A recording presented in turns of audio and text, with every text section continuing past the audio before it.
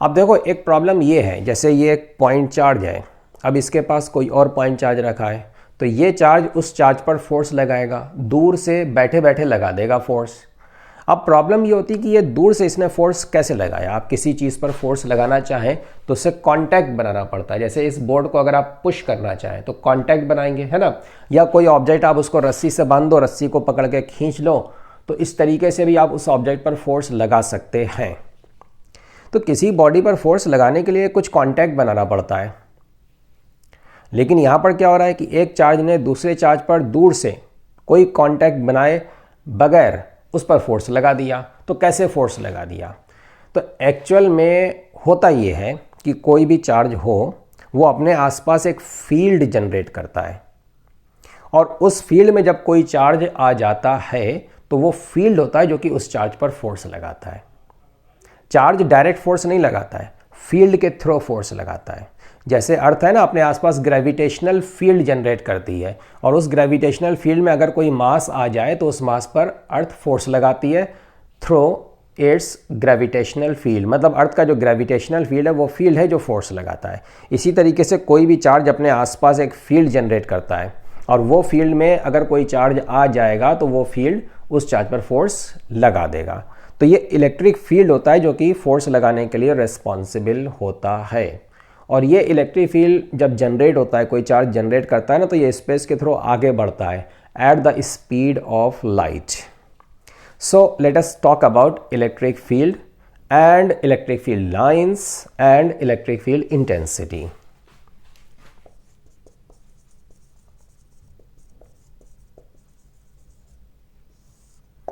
देखो electric field क्या होता है? किसी भी चार्ज के आसपास का वो रीजन, स्पेस, वो स्पेस जिसमें अगर कोई दूसरा चार्ज आ जाए तो उस पर एक कूलम फोर्स लगने लगे, मतलब वो चार्ज एक कूलम फोर्स एक्सपीरियंस करने लगे, तो उस फील्ड को, उस रीजन को, all that region around that charge is called the electric field of that charge.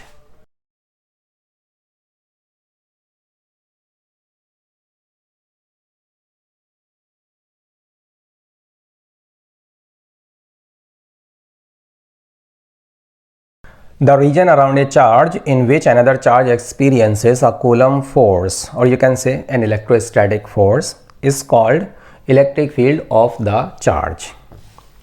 देखो ये कोई चार्ज है, या में भी कोई चार्ज बॉडी है।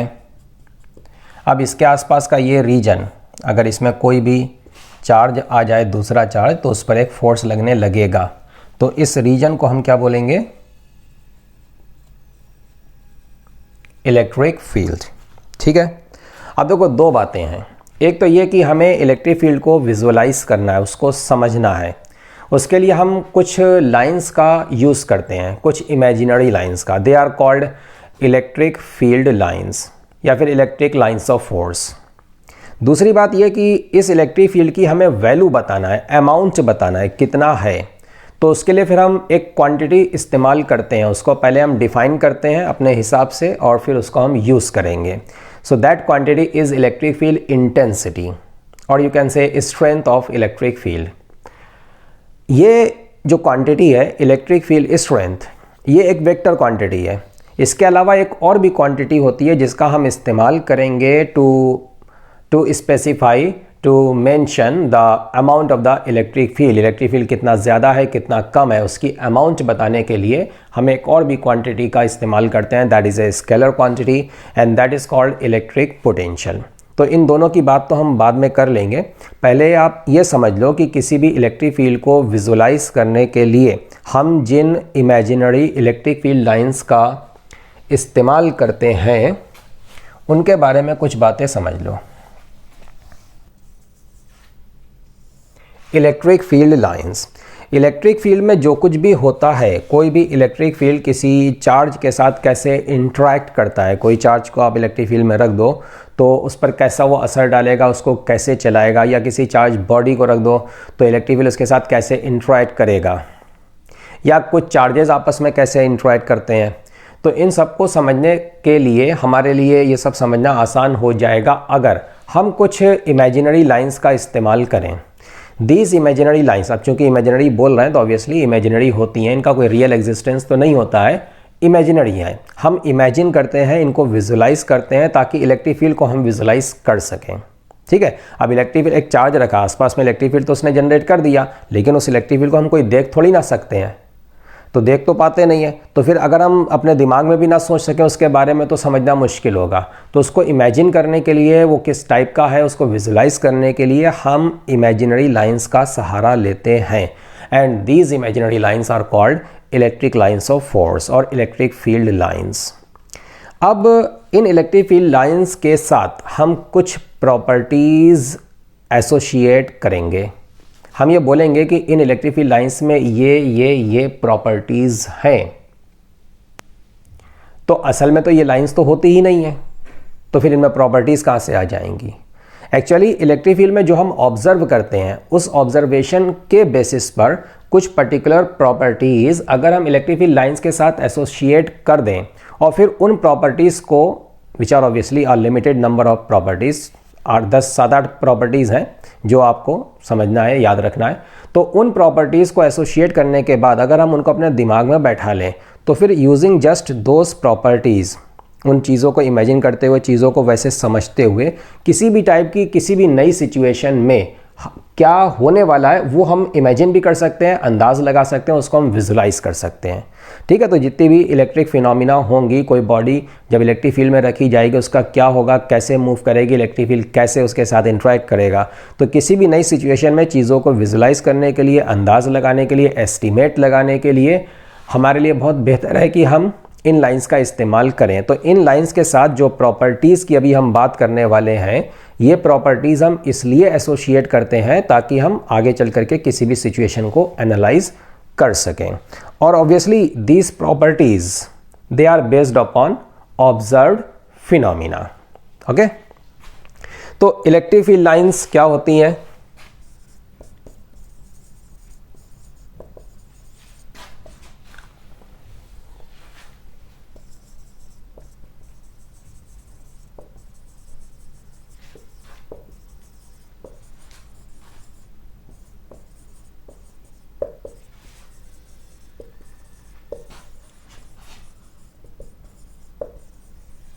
These are imaginary lines used to visualize electric field. अब इनकी प्रॉपर्टीज़ समझो, इनकी प्रॉपर्टीज़ क्या होती हैं? प्रॉपर्टीज़ ये होती हैं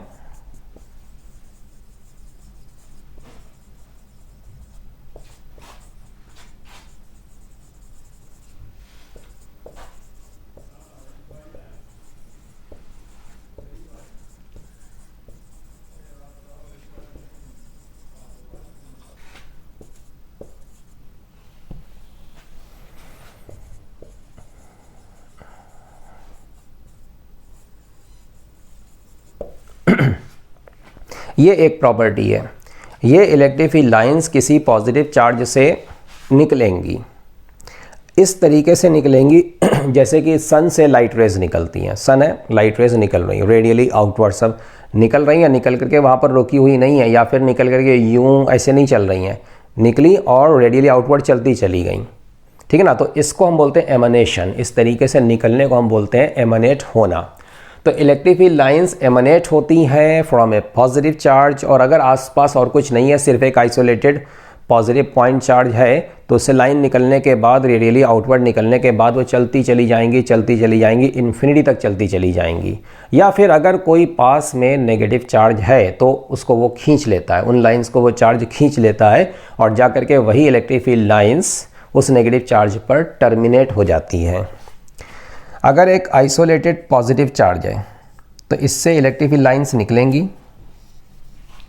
रेडियली आउटवर्ड निकल के चलती चली जाएंगी, इन्फिनिटी तक चलती चली जाएंगी। ऐसे ही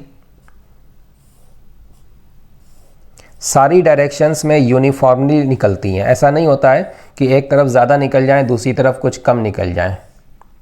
ठीक है, सब तरफ इनकी डेंसिटी बराबर होगी, जितनी इधर निकल रही है उतनी इधर निकलेंगी, जितनी ऊपर उतनी नीचे, जितनी आगे उतनी पीछे। ऐसा नहीं होगा कि राइट साइड में तो 50 लाइंस निकल गई और लेफ्ट साइड में केवल 20 लाइंस निकली, ऐसा नहीं होगा। अच्छा, ये तो आइसोलेटेड पॉजिटिव चार्ज के केस में हमने फिगर बनाया। ये एरो हम दिखाते हैं ये बताने के लिए कि ये इलेक्ट्रिक फील्ड लाइंस किधर जा रही है। अगर कोई आइसोलेटेड नेगेटिव चार्ज हो तो इलेक्ट्रिक फील्ड लाइंस इन्फिनिटी से चल करके आती हैं और आकर के इस पर टर्मिनेट हो जाती है। ठीक है। अब अगर एक पॉजिटिव और एक नेगेटिव को आप आसपास रख दें, ये पॉजिटिव है, ये नेगेटिव है, तो पॉजिटिव से लाइंस चलेंगी, उनको नेगेटिव अपनी तरफ खींच लेगा। मतलब पॉजिटिव से स्टार्ट हुई, एमानेट हुई और नेगेटिव पर जाकर के टर्मिनेट हो गई। अब ये ज़रूरी नहीं है कि सारी की सारी लाइंस को वो खींच ही ले, कुछ लाइंस बच करके निकल सकती हैं और वो इन्फिनिटी पर जा सकती हैं। अब इसका कर्व काफ़ी बड़ा बनेगा, घूम करके यूं जाएगी, है ना, तो उसको हम नहीं बना रहे हैं, उसका कुछ हिस्सा बना देते हैं बस।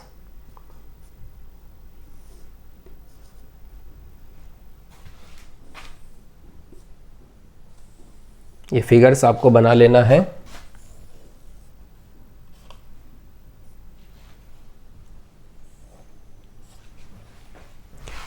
तो पॉजिटिव चार्ज से इलेक्ट्रिक फील्ड लाइंस निकल रही हैं।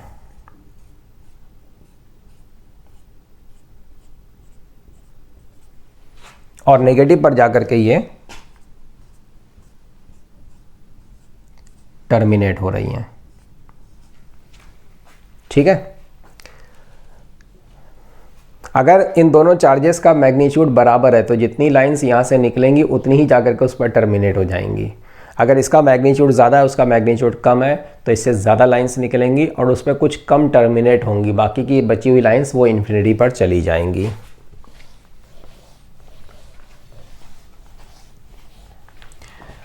कोई आपको बताए कि पॉजिटिव चार्ज से इलेक्ट्रिक फील्ड लाइंस जनरेट होती हैं, जनरेट होकर के चलती चली जाती हैं, उनको जिधर भी जाना है। तो एक प्रॉब्लम ये है कि कितनी इलेक्ट्रिक फील्ड लाइंस जनरेट होती हैं। आंसर इज जितना ज़्यादा चार्ज होगा उतनी ज़्यादा इलेक्ट्रिक फील्ड लाइंस जनरेट होती हैं। मतलब हम बोल सकते हैं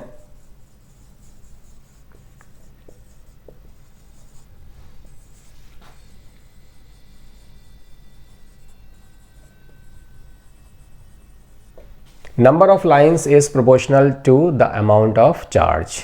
अब ये भी जो आपको बताया जा रहा है, असल में क्या होता है, जब हम चार्जेस को आपस में कंपेयर करते हैं ना, तब हम इस चीज़ की बात करते हैं। अदरवाइज एक सिंगल आइसोलेटेड चार्ज अगर हो तो उससे आप जितनी चाहें उतनी लाइंस निकाल सकते हैं और जितनी चाहें उस पर टर्मिनेट कर सकते हैं। एक चार्ज है, इससे इलेक्ट्रिक फील्ड लाइंस निकल रही हैं। अब हमने आपको फिगर बना करके दे दिया कि इससे 8 लाइंस निकलते हुए हमने दिखा दी, तो आपको क्या लगता है केवल यही 8 इलेक्ट्रिक फील्ड लाइंस होंगी जो इससे निकल रही होंगी, बाकी और ज़्यादा लाइंस नहीं निकल सकती हैं क्या? बिल्कुल निकल सकती हैं, कोई फिक्स नंबर नहीं है, आप जितनी चाहो उतनी बना दो, कोई लिमिट नहीं है इनके नंबर पे। अगर ऐसा होता कि 8 इलेक्ट्रिक फील्ड लाइन जो हमने बनाई है केवल वही लाइंस हैं जो निकल रही हैं, बाकी और नहीं निकल सकती हैं, तो इसका मतलब तो ये होता कि इलेक्ट्रिक फील्ड यहाँ पर तो है लेकिन यहाँ पर तो नहीं है, यहाँ पर नहीं है, यहाँ पर नहीं है, यहाँ पर है, यहाँ पर है, यहाँ नहीं है, यहाँ नहीं है, यहाँ नहीं है, तो ऐसा तो होगा नहीं। पॉइंट चार्ज के आसपास पूरा का पूरा स्पेस, पूरा 3 डायमेंशनल स्पेस, उसका हर एक पॉइंट पर इस चार्ज का इलेक्ट्रिक फील्ड प्रेजेंट होता है, और जहाँ कहीं पर इलेक्ट्रिक फील्ड प्रेजेंट होता है वहाँ पर इलेक्ट्रिक फील्ड लाइंस भी प्रेजेंट होती हैं। अब इसका मतलब ये है कि ये जो आपको खाली स्पेस दिख रहा है, ऐसा नहीं कि यहाँ पर लाइंस नहीं है, यहाँ पर हैं, लेकिन हमने बनाई नहीं है। कितनी बनाएंगे हम? पूरे स्पेस को भर देंगे क्या? भर भी सकते हैं ना, ये देखो। तो हम जितनी चाहें उतनी लाइंस बना सकते हैं, और बना दो और बना दो। लेकिन अगर एक ही साइड में बना के छोड़ दिया, ये फिगर डिस्टर्ब हो चुका है, ये डिस्टर्ब्ड फिगर है, गलत है, क्योंकि आपने एक साइड में ज़्यादा इलेक्ट्रिक फील्ड लाइन निकाल के दिखा दी है, दूसरे साइड में कम दिखा दी है ना। तो अगर एक साइड में आप ज़्यादा इलेक्ट्रिक फील्ड लाइन निकलते हुए दिखा रहे हो तो फिर आपको सभी तरफ दिखाना पड़ेगा। तो ऐसा नहीं कि यहाँ इस पॉइंट से पार होती कोई इलेक्ट्रिक फील्ड लाइन नहीं है, हमने बनाई नहीं थी। कितनी बनाएंगे? सारी की सारी थोड़ी ना बनाएंगे, सारी की सारी बनाने बैठ जाएंगे तब तो फिर बन चुका। तो आप किसी भी चार्ज से जितनी चाहे उतनी इलेक्ट्रिक फील्ड लाइन निकाल सकते हैं, टर्मिनेट करा सकते हैं, लेकिन जब दो चार्जेस को कंपेयर किया जाता है तब आप ये काम नहीं कर सकते हैं। फिर आपको क्या करना पड़ेगा? फिर आपको एक काम ये करना पड़ेगा कि जो आप इलेक्ट्रिक फील्ड लाइंस बनाएंगे वो चार्जेस की अमाउंट के रेशो में होना चाहिए। मतलब कोई एक पॉइंट चार्ज रखा है, अब उसका डबल चार्ज एक और रखा हुआ है, अब इससे तो आपने 4 इलेक्ट्रिक फील्ड लाइंस निकलते हुए दिखा दी, तो फिर उससे आपको 8 इलेक्ट्रिक फील्ड लाइंस निकलते हुए दिखाना पड़ेंगी। डबल चार्ज है तो डबल नंबर ऑफ लाइंस निकलना चाहिए। एक चार्ज Q है, दूसरा चार्ज 3Q है, इससे आपने 10 इलेक्ट्रिक फील्ड लाइन निकलते हुए दिखा दी, तो फिर उससे आपको 30 इलेक्ट्रिक फील्ड लाइंस निकलते हुए दिखाना पड़ेंगी। 3 times charge, so 3 times number of lines. The number of lines is proportional to the amount of charge. तो जब दो चार्जेस का हम एक ही साथ फिगर बनाते हैं, बेसिकली उसके पीछे पर्पस होता है कि हम कंपेयर करते हैं दोनों को, या दोनों के इलेक्ट्रिक फील्ड को, या उनके आपस के इंटरेक्शन को, है ना। तो जब 2, 4, 3 चार्ज, कई चार्जेस एक साथ हों, उनसे सबसे निकलते हुए इलेक्ट्रिक फील्ड लाइंस या टर्मिनेट होते हुए इलेक्ट्रिक फील्ड लाइंस आप दिखाना चाहें, तब फिर you have to be careful. जो चार्ज जिस रेशो में होगा उसी रेशो में आपको इलेक्ट्रिक फील्ड लाइंस बनाना पड़ेंगी। फॉर एग्जांपल देखो, ये एक +Q चार्ज है, ये एक +2Q चार्ज है, आइसोलेटेड है, आपस में कोई इंटरेक्शन नहीं, बहुत दूर दूर हैं। अब हमने क्या करा, इससे अगर हमने 4 इलेक्ट्रिक फील्ड लाइंस निकलते हुए दिखा दी, तो फिर इससे हमें कितनी इलेक्ट्रिक फील्ड लाइंस निकलते हुए दिखाना पड़ेंगी? हमें 8 electric field lines radially outward निकलते हुए दिखाना पड़ेंगी। ठीक है, हम ये भी कर सकते थे, हम इस पर 8 और इससे 8 निकाल दें, ये नहीं कर सकते हैं। इससे 5 निकाल दें, इससे 8 निकाल दें, ये नहीं कर सकते हैं। जितनी इसमें से निकालोगे उसकी डबल इसमें से निकालना पड़ेंगी। आप ये कर सकते हो, नो प्रॉब्लम, कि इस चार्ज में से 8 लाइंस निकाल दो, वो तो आप जितनी चाहो उतनी निकाल दो, तो हर जगह पर स्पेस में इलेक्ट्रिक फील्ड प्रेजेंट है तो लाइंस भी प्रेजेंट है। अब आपने यहाँ से अगर 8 निकाल दी है, तो फिर यहाँ से आपको 16 इलेक्ट्रिक फील्ड लाइंस निकालना पड़ेंगी। अब ये फिगर आपको ऐसे बनाना पड़ेगा, लाइक दिस। समझ गया बात को? इसी तरीके से मान लो कोई नेगेटिव चार्ज रखा है, दिस चार्ज इज, मान लो सपोज दैट -Q, तो अगर +Q से आपने 8 लाइंस निकलते हुए दिखाई हैं, ये भी आइसोलेटेड है, तो इस पर आपको बराबर मैग्नीट्यूड का चार्ज है ना, तो इस पर आपको 8 इलेक्ट्रिक फील्ड लाइंस टर्मिनेट होते हुए दिखाना पड़ेंगी, लाइक दिस।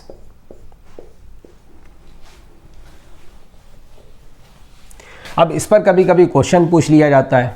क्वेश्चन ये होगा कि 2 चार्जेस आपको दिए जाएंगे एक ही फिगर में, उनसे कुछ लाइंस निकल रही होंगी, टर्मिनेट हो रही होंगी, और चार्जेस का रेशियो आपको फाइंड करना होगा। एक ये चार्ज है Q1, दूसरा ये चार्ज है Q2। हम एक फिगर बना के आपको दे रहे हैं, फिगर को ज़रा केयरफुली देखो और फिगर के हिसाब से आंसर दो।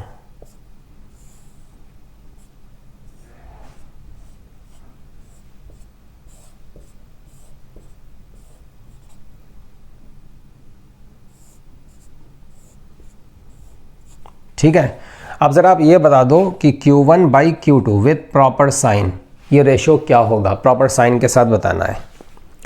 जो लाइन हमने यहाँ से निकल के वहाँ पर टर्मिनेट होते हुए दिखाई है, सिर्फ वही टर्मिनेट हो रही है, बाकी जो टर्मिनेट नहीं कराई है वो टर्मिनेट नहीं हो रही है। ओके, तो आपको ये रेशो बताना है।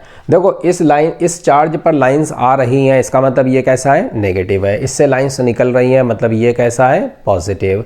तो फिर ऑब्वियसली ये रेशियो आपको क्या मिलने वाला है? नेगेटिव मिलेगा, +/-। मैग्नीट्यूड पूछा जाता तो एक अलग बात थी, वो हमें प्लस मिल जाता। अब देखो, जो लाइंस का रेशियो होगा वही चार्जेस का रेशियो होगा। इससे कितनी लाइंस निकल रही हैं? 1 2 3 4 5 6 7 8 लाइंस निकल रही हैं। और इस पर कितनी टर्मिनेट हो रही हैं? 1 2 3 4 5 6 7 8 9 10 11 टर्मिनेट हो रही हैं, और माइनस होना चाहिए। ठीक है ना? So the ratio of this charges that is -8/11। Plus अगर दोनों चार्जेस होते तो रेशियो पॉजिटिव मिल जाता, और फिर उस केस में दोनों चार्जेस से लाइंस निकलते हुए दिखाई जाती। अब देखो, हम अगली प्रॉपर्टी की बात करते हैं।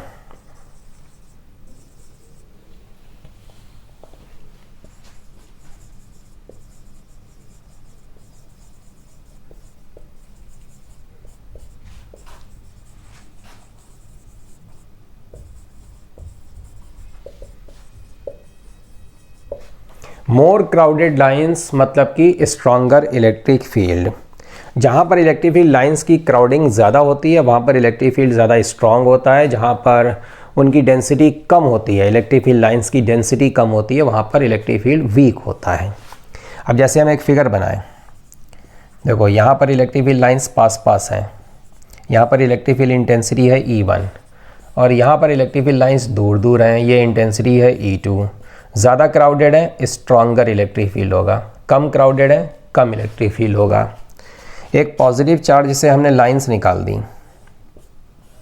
आप समझ सकते हैं कि चार्ज के पास का जो रीजन है वहाँ पर इन लाइंस की डेंसिटी ज़्यादा है, ज़्यादा क्राउडेड है ये लाइंस। देखो इस रीजन में क्या है, ज़्यादा क्राउडेड है, पास पास है। और आगे यहाँ कहीं चले जाओगे तो उतनी क्राउडेड नहीं रहेंगी, कम क्राउडेड हो जाएंगी, तो इलेक्ट्रिक फील्ड कम हो जाएगा। मतलब पास के किसी पॉइंट की अगर हम बात करें, इलेक्ट्रिक फील्ड इंटेंसिटी है E1 और दूर में इंटेंसिटी है E2, तो E1 will be greater than E2। ये फिगर बना लेना है।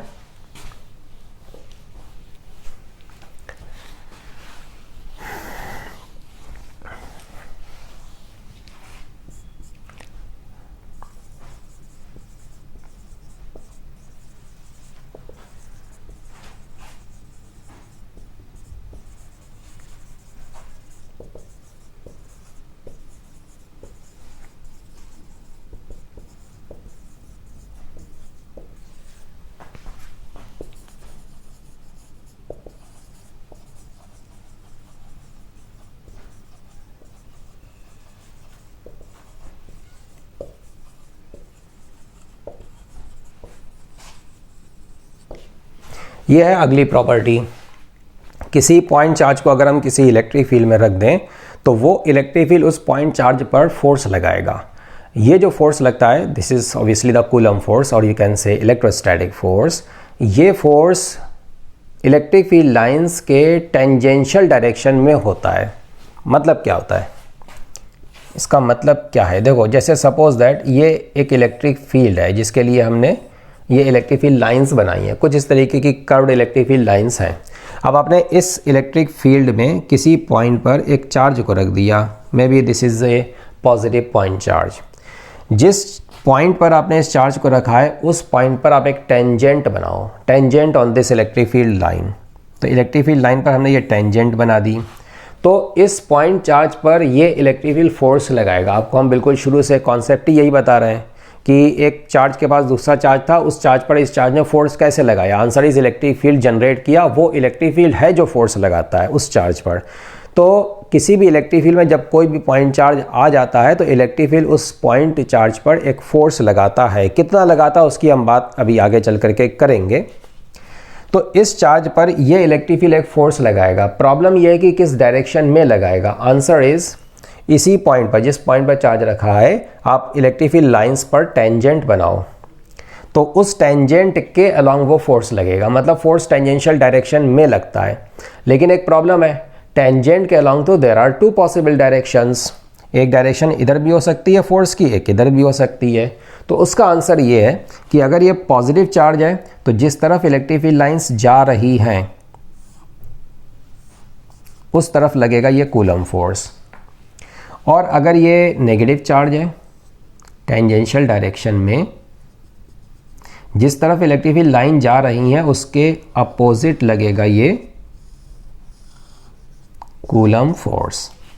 ठीक है, तो कूलम फोर्स टेंजेंशियल डायरेक्शन में लगता है। अगर पॉजिटिव चार्ज है जिस तरफ जाएंगी लाइंस उस डायरेक्शन में लगेगा, अदरवाइज नेगेटिव के केस में उसके अपोजिट लगेगा।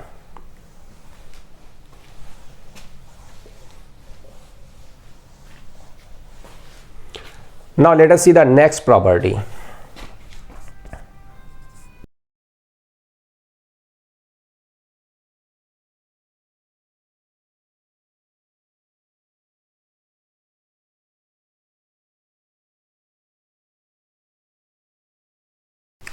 These lines have the tendency of longitudinal contraction due to which opposite charges attract each other. In lines में लॉन्गिट्यूडनल कॉन्ट्रैक्शन की टेंडेंसी होती है। लॉन्गिट्यूडनल का मतलब लेंथ के अलोंग। जैसे ये पेन है ना, तो लेंथ के अलोंग ये कॉन्ट्रैक्ट होना चाहे, that kind of tendency in lines में होती है। जैसे एक रबर कॉर्ड है, सपोज दैट एक रबर कॉर्ड आप लो और उसको पकड़ करके आप खींच दो, ठीक है, खींची हुई रबर कॉर्ड, उसको जब आप छोड़ते हैं तो क्या होता है, लेंथ के अलॉन्ग वो कॉन्ट्रैक्ट होती है। तो जैसी टेंडेंसी एक खींची हुई रबर कॉर्ड में होती है, बिल्कुल वैसी टेंडेंसी, कॉन्ट्रैक्शन की टेंडेंसी इलेक्ट्रिक फील्ड लाइंस में भी होती है। अब इसका रिजल्ट ये निकलता है, देखो एक पॉजिटिव चार्ज एक नेगेटिव चार्ज को हमने पास पास रख दिया, तो इस तरीके से लाइंस इससे निकलेंगी, उस पर टर्मिनेट होंगी। अब ज़रा सोचो कि अगर इन लाइंस में कॉन्ट्रैक्शन की टेंडेंसी हो, एक खींची हुई रबर कॉर्ड से दो ऑब्जेक्ट्स को बांध दिया जाए, तो उन ऑब्जेक्ट्स को जब आप छोड़ोगे तो वो पास पास आएंगी कि नहीं आएंगी, क्योंकि वो जो रबर कॉर्ड होगी ना वो खींचना चाहेगी, वो खींचेगी, कॉन्ट्रैक्ट होगी इसलिए। तो इसी तरीके से इन लाइंस में भी कॉन्ट्रैक्शन की टेंडेंसी है, उसका रिजल्ट ये निकलता है कि कॉन्ट्रैक्शन की वजह से लाइंस चार्ज को इधर खींचेंगी और इस चार्ज को इधर खींचेंगी। मतलब इन चार्जेस में आपस में क्या होगा, अट्रैक्टिव कूलम फोर्स लगेगा। इसी वजह से अपोजिट चार्जेस एक दूसरे को अट्रैक्ट करते हैं। अब एक टेंडेंसी और भी होती है, that is called lateral repulsion, जिसकी वजह से सेम चार्जेस एक दूसरे को रिपेल करते हैं।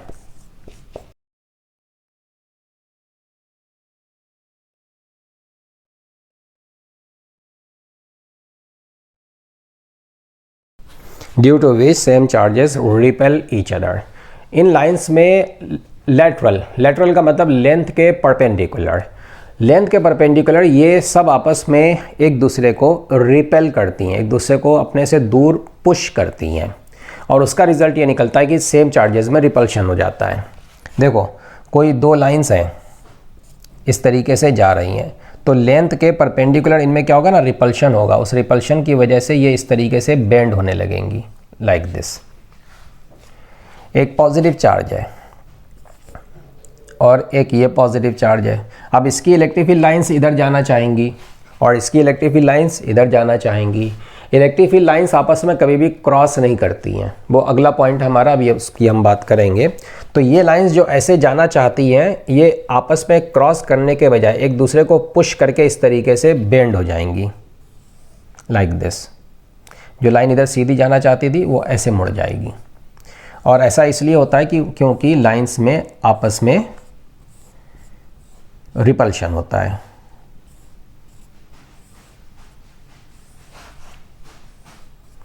अब अगर इन लाइंस में रिपल्शन है लेंथ के परपेंडिकुलर, उसका रिजल्ट ये निकलेगा कि इन चार्जेस में रिपल्शन हो जाएगा। क्यों? देखो ये लाइंस हैं, ये लेंथ के परपेंडिकुलर एक दूसरे को क्या करेंगी, पुश करेंगी। ये एक दूसरे को लेंथ के परपेंडिकुलर क्या कर रही हैं, पुश कर रही हैं। और ये लाइंस असल में चार्जेस से बंधे हुए हैं, चार्जेस से बंधी हुई हैं, तो लाइंस में रिपल्शन वो ट्रांसफ़र हो जाएगा इन चार्जेस पर। तो लाइंस का रिपल्शन ट्रांसफ़र हो जाता है चार्जेस पर, तो सेम चार्जेस आपस में एक दूसरे को रिपेल करते हैं।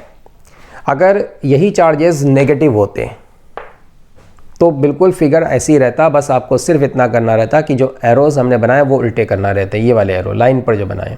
अब लाइंस आकर के ऐसे टर्मिनेट होंगी, ठीक है, यहाँ पर भी ये लाइंस आपस में ये ऐसे आएंगी और इधर ये टर्मिनेट होंगी। तो फिर से वही बात, लेंथ का परपेंडिकुलर रिपल्शन, तो नेगेटिव नेगेटिव होगा तब भी रिपल्शन होगा।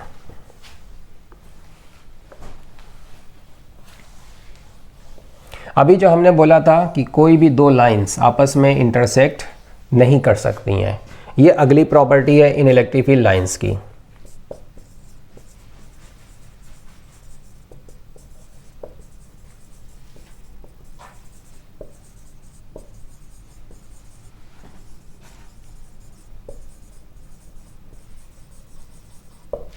To electric field lines can never cross each other.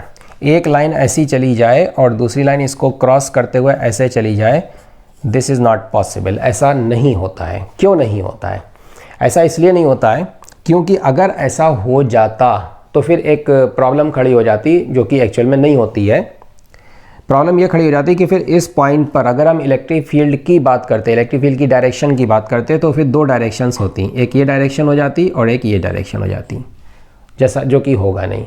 कहीं पर कोई भी इलेक्ट्रिक फील्ड आएगा, वो जो भी इलेक्ट्रिक फील्ड होगा उसकी एक यूनिक डायरेक्शन होगी। So this kind of situation is not possible. इसके बजाय होता ये है कि जो लाइन इधर जा रही थी और जो लाइन इधर जा रही थी, आपस में क्रॉस करने के बजाय आपस में ये एक दूसरे को रिपेल करेंगी और रिपेल करके मोड़ देंगी इस तरीके से, इनके पाथ मुड़ जाएंगे। ठीक है, तो आपस में इंटरसेक्ट नहीं करती हैं बल्कि रिपेल करके इनके फिर रास्ते बदल जाते हैं।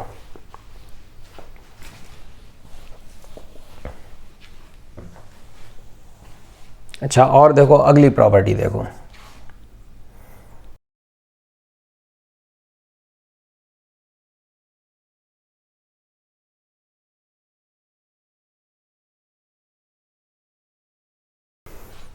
कोई कंडक्टर है चार्ज्ड कंडक्टर, उससे इलेक्ट्रिक फील्ड लाइंस को निकलना है या आकर के उस पर टर्मिनेट होना है।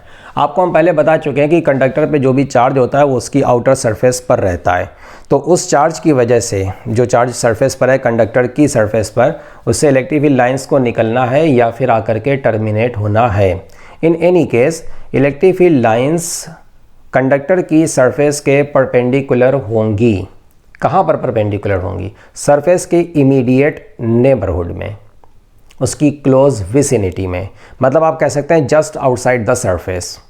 फिर ज़्यादा आगे चल करके उनका परपेंडिकुलर रहना कोई ज़रूरी नहीं है, हो भी सकती हैं नहीं भी हो सकती हैं। देखो इसका ये मतलब है, जैसे मान लो कि ये कोई कंडक्टर है,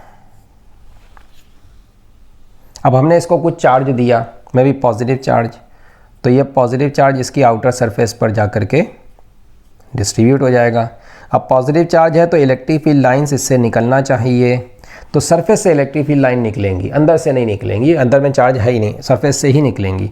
निकलते time these lines will be perpendicular to the surface. आगे चल करके वो सरफेस के परपेंडिकुलर रहेंगी या नहीं रहेंगी उससे हमको मतलब नहीं है, परपेंडिकुलर रह भी सकती हैं नहीं भी रह सकती हैं। ये देखो, ये जो इलेक्ट्रिक फील्ड लाइन यहाँ पर निकली ना, वो सरफेस के परपेंडिकुलर है यहाँ पर निकलते टाइम, आगे जा करके वो बेंड हो जाए तो हो जाए। In the immediate neighborhood of the surface, the lines will be perpendicular. The lines will be normal to the surface, just outside the surface.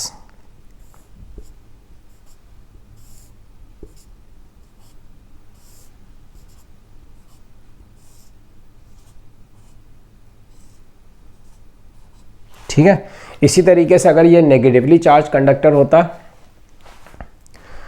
तो फिर लाइंस आती और आकर के इस पर टर्मिनेट हो जाती हैं, और टर्मिनेट होते time just outside the surface those lines will be perpendicular to the surface, normal to the surface. अब ऐसा भी देखो हो सकता है कि कंडक्टर पे अपना तो कोई चार्ज ना हो, जैसे मान लो कि ये एक मेटल का बना हुआ स्फेयर है, न्यूट्रल स्फेयर, तो इसमें फ्री इलेक्ट्रॉन्स होते हैं, इस पर अपना तो कोई चार्ज नहीं है, लेकिन इस स्फेयर को हमने एक इलेक्ट्रिक फील्ड में रख दिया है। अब वो इलेक्ट्रिक फील्ड क्या करेगा, इसके अंदर जो फ्री इलेक्ट्रॉन है उनको खींच लेगा अपने डायरेक्शन के अपोजिट डायरेक्शन में खींचेगा, तो उस इलेक्ट्रिक फील्ड की वजह से इलेक्ट्रॉन एक जगह पर इधर साइड में इकट्ठा हो जाएंगे और इधर आ जाएगा पॉजिटिव चार्ज, इधर से इलेक्ट्रॉन कम हो गए तो पॉजिटिव चार्ज आ गया। अब वो जो इलेक्ट्रिक फील्ड लाइंस थी, अगर वो पहले स्ट्रेट थी तो अब वो स्ट्रेट नहीं रहेंगी, अगर वो पहले कंटिन्यूअस थी तो अब वो कंटिन्यूअस नहीं रहेंगी। मतलब कुछ इस टाइप का इलेक्ट्रिक फील्ड था और उसमें हमने स्फेयर रख दिया ला करके ये, तो अब क्या होगा, ये लाइंस टूट जाएंगी, ये लाइंस जो आ रही थी ये इस तरीके से चलेंगी, आकर के इसकी सरफेस पर ये टर्मिनेट होंगी, जहाँ पर नेगेटिव चार्ज है वहाँ पर ये टर्मिनेट होंगी। टर्मिनेट होते time these lines will be perpendicular to the surface like this.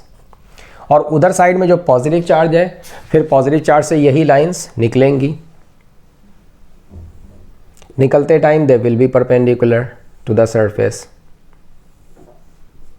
So in any case, in any situation, as far as the charges are at rest, the charges are stationary, in that case the electric field lines will be perpendicular to the surface of the conductor in the immediate neighborhood of the surface, surface के just outside, surface के just outside lines perpendicular हैं, surface के just outside electric field line surface के perpendicular हैं। आगे जाकर के फिर उनको जैसे मुड़ना है वो वैसे मुड़ जाएं।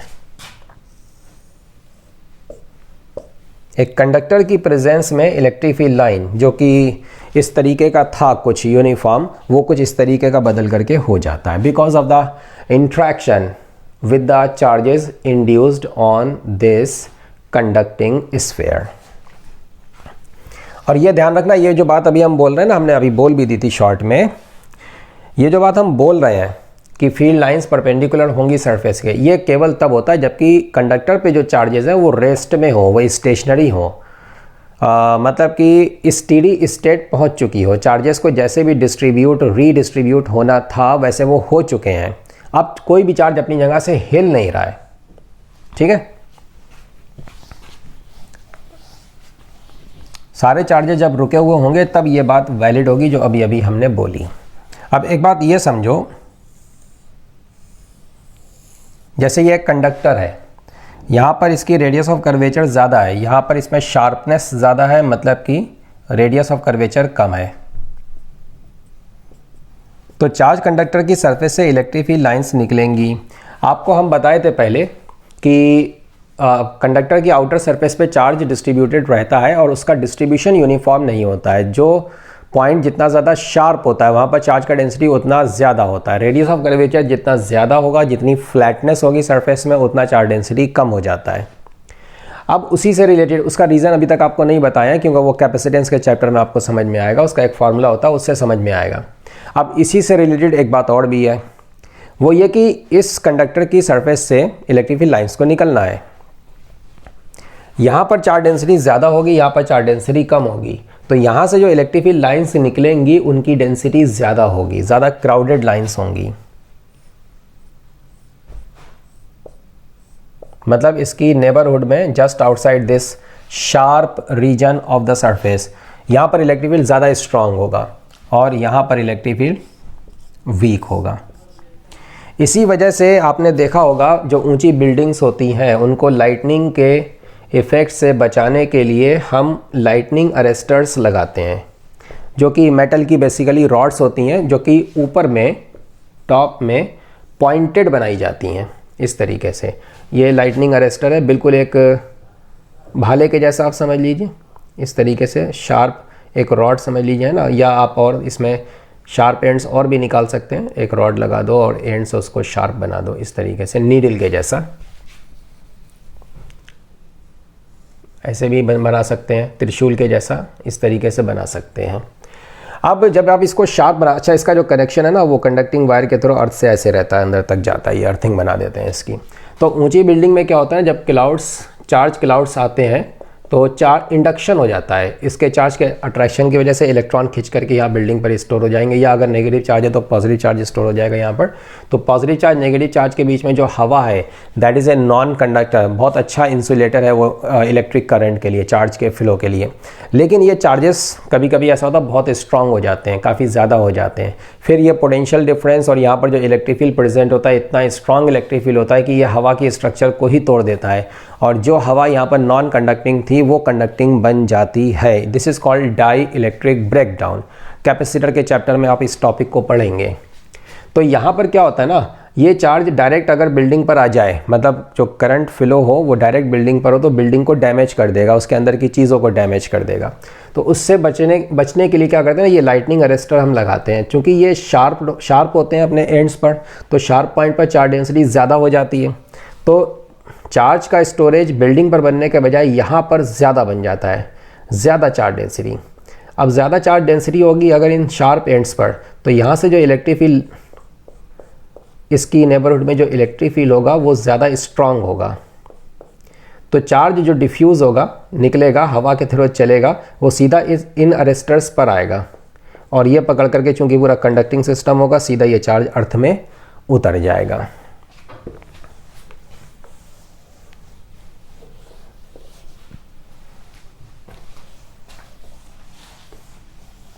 अच्छा एक चीज़ और समझ लो फाइनली, देखो ऐसा होता है कि हम अक्सर इलेक्ट्रिक फील्ड को दिखाने के लिए इलेक्ट्रिक फील्ड लाइंस बनाएंगे, और हम जो इलेक्ट्रिक फील्ड लाइंस बनाते हैं कभी कभी ऐसा होता है कि हम उसको ऐसे बनाते हैं, समथिंग लाइक दिस। इस टाइप का जब हम इलेक्ट्रिक फील्ड बनाते हैं, इसको बनाने का हमारा एक स्पेशल पर्पज़ होता है। ये असल में एक ऐसा इलेक्ट्रिक फील्ड होता है जो कि यूनिफॉर्म होता है। यूनिफॉर्म का मतलब जिसका हर एक पॉइंट पर मैग्नीट्यूड सेम हो और जिसकी डायरेक्शन भी हर एक पॉइंट पर सेम हो। इलेक्ट्रिक फील्ड इंटेंसिटी का मैग्नीट्यूड सारे पॉइंट पर अगर सेम हो, इन सारे पॉइंट्स पर, और उसकी डायरेक्शन भी सारे पॉइंट पर सेम हो, तो ऐसे इलेक्ट्रिक फील्ड को हम बोलते हैं यूनिफॉर्म इलेक्ट्रिक फील्ड। और उसको हम इस तरीके की पैरेलल इलेक्ट्रिक फील्ड लाइन से रिप्रेजेंट करते हैं, दिखाते हैं। क्राउडेड जो है, इनका डेंसिटी जो है वो सारे पॉइंट पर सेम रहना चाहिए। अगर आपने ऐसा बना दिया तो डायरेक्शन तो सेम है, लेकिन डेंसिटी आप देख रहे हैं ऊपर से नीचे आने में कम होती चली जा रही है, तो ये यूनिफॉर्म इलेक्ट्रिक फील्ड नहीं होगा। बाकी फिर आप समझ सकते हैं कि अगर कोई इलेक्ट्रिक फील्ड ऐसे बना हुआ है लाइक दिस, तो इन इलेक्ट्रिक फील्ड लाइंस की ये डेंसिटी यहाँ पर ज़्यादा है तो यहाँ पर इलेक्ट्रिक फील्ड ज़्यादा स्ट्रांग होगा, और डेंसिटी इधर कम हो गई तो इलेक्ट्रिक फील्ड यहाँ पर कम हो गया। मतलब कि इधर जाने में इलेक्ट्रिक फील्ड कम होता चला जा रहा है, उसका मैग्नीट्यूड, उसकी अमाउंट, उसकी इंटेंसिटी कम होती चली जा रही है। सिमिलरली यहाँ पर इलेक्ट्रिक फील्ड लाइंस पास पास हैं, डेंसिटी ज़्यादा है, ज़्यादा क्राउडेड है, तो इलेक्ट्रिक फील्ड इंटेंसिटी यहाँ पर ज़्यादा होगी, यहाँ पर डेंसिटी कम है, ये डेंसिटी कम है, तो फिर यहाँ पर इलेक्ट्रिक फील्ड इंटेंसिटी कम होगी। इधर जाने पर इंटेंसिटी कम हो रही है, इधर जाने पर इंटेंसिटी बढ़ रही है। So this is all about the electric field lines. अब देखो ये कैसे हमको हेल्प करता है बहुत सी चीज़ों को समझने के लिए। आपको बताया ना, इलेक्ट्रिक फील्ड किसी पॉजिटिव चार्ज पर फोर्स लगाता है अपनी डायरेक्शन, किसी पॉजिटिव चार्ज पर फोर्स लगाएगा अपने जाने की डायरेक्शन में। जिधर इलेक्ट्रिक फील्ड लाइन जा रही होती है उस तरफ टेंजेंशियली फोर्स लगता है इलेक्ट्रिक फील्ड लाइंस के टेंजेंशियली, और नेगेटिव चार्ज होता है तो टेंजेंशियली अपोजिट लगता है। अब देखो हम आपके सामने एक फिगर बना रहे हैं और आपको इन सारी प्रॉपर्टीज़ के हिसाब से ये एस्टिमेट करके बताना है कि इस रॉड का क्या होगा। इस रॉड के आधे हिस्से पर पॉजिटिव चार्ज है, बाकी आधे हिस्से पर नेगेटिव चार्ज है। यूनिफॉर्म डिस्ट्रीब्यूशन, जितना ये प्लस उतना ये माइनस।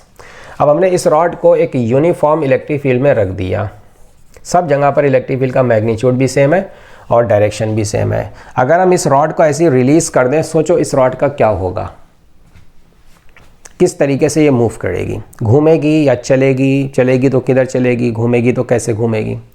तो आंसर इज ये सिर्फ घूमेगी, अपनी जगह पर रहते हुए घूमेगी मिड पॉइंट के अबाउट। इस पर जितना पॉजिटिव चार्ज है, इन सारे पॉजिटिव चार्ज एलिमेंट्स पर इलेक्ट्रिक फील्ड राइट में फोर्सेस लगाएगा, और इन सारे एलिमेंट्स पर elemental forces because of the electric field ये लेफ्ट में लगेंगे। तो जितना नेगेटिव उतना पॉजिटिव, तो जितना पॉजिटिव चार्ज में फोर्स है उतना नेगेटिव चार्ज में फोर्स हो जाएगा। ये फोर्सेस आपस में कैंसिल हो जाएंगे, तो नेट फोर्स जीरो है, तो ट्रांसलेशन नहीं होगा। लेकिन इन फोर्सेस का सेंटर के अबाउट टॉर्क आएगा इन द क्लॉकवाइज डायरेक्शन, और इन फोर्सेस का भी सेंटर के अबाउट टॉर्क आएगा किधर, इन द क्लॉकवाइज डायरेक्शन। तो ये टॉर्क दोनों क्लॉकवाइज डायरेक्शन में है, इसलिए नेट टॉर्क कितना बनेगा, जीरो। नेट टॉर्क कुछ बन जाएगा, दोनों का कॉम्बिनेशन, दोनों का सम। तो अब इस पर कुछ नेट टॉर्क आ गया तो फिर ये घूम जाएगी अपने सेंटर के अबाउट, ये रॉड घूमेगी, इसको आप रिलीज करेंगे तो घूमेगी। तो आप समझ रहे ना, इलेक्ट्रिक फील्ड लाइंस की जो प्रॉपर्टी थी, पॉजिटिव चार्ज को नेगेटिव चार्ज पर फोर्स लगाना, उसके हिसाब से हमने ये समझ लिया कि इस रॉड में कैसी मोशन होने वाली है। ओके, हमने आपको बताया था इलेक्ट्रिक फील्ड की अमाउंट बताने के लिए हम दो क्वांटिटीज़ का इस्तेमाल करते हैं, electric field intensity and electric potential. Electric potential scalar है, फील्ड इंटेंसिटी एक वेक्टर क्वांटिटी होती है। इलेक्ट्रिक फील्ड इंटेंसिटी को ही आप बोल सकते हैं इलेक्ट्रिक फील्ड स्ट्रेंथ। अब ये जो इलेक्ट्रिक फील्ड इंटेंसिटी है, इसको हम पहले अपने तरीके से डिफाइन करते हैं, फिर उस डेफिनेशन के हिसाब से हम इसको यूज़ करेंगे, फिर उस डेफिनेशन का यूज़ करके हम इलेक्ट्रिक फील्ड इंटेंसिटी के लिए बहुत से फॉर्मूले ड्राइव करेंगे। सो लेट अस सी।